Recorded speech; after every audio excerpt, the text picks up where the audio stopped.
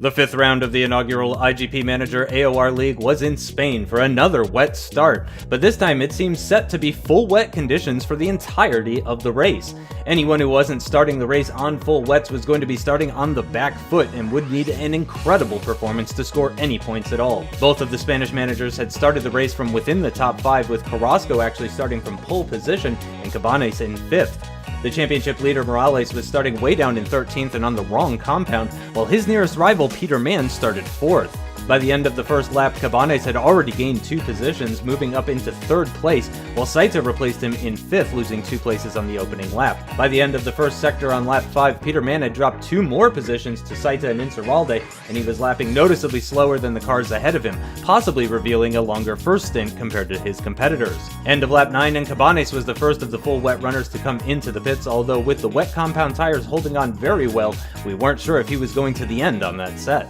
2 laps later, it was Fazzolari and Sutton who were next to pit. With the rain still coming down and lots of water on circuit, they continued with another set of full wets, coming out in 8th and 9th respectively. Another lap later, and the poleman and race leader was into the pits for his first stop, followed by Inceralde, while Peter Mann continued for another lap. Lap 15, and nearly at half distance, the current championship runner-up Peter Mann was into the pits for his first stop, going much longer than the majority of the field and likely on a one-stop strategy. End of lap 22, and 2 of the suspected 2-stoppers were into the pits for what would presumably be their final set of the tires for the race, with the conditions remaining the same since the start and only 11 laps remaining. Lap 24, and while Fazzolari had already made his second stop, the leaders of Carrasco, Inceralde, and Coleman were making their final stops, dropping them back into the clutches of the one-stoppers of Cesar Navarro and Peter Mann. Carrasco, however, had built up enough of a gap at the front during his second stint that he emerged in the lead of the race and still with a little boost remaining. By the final lap of the race, Simone Fazzolari had just finished setting the fastest lap of the race without using any boost at all,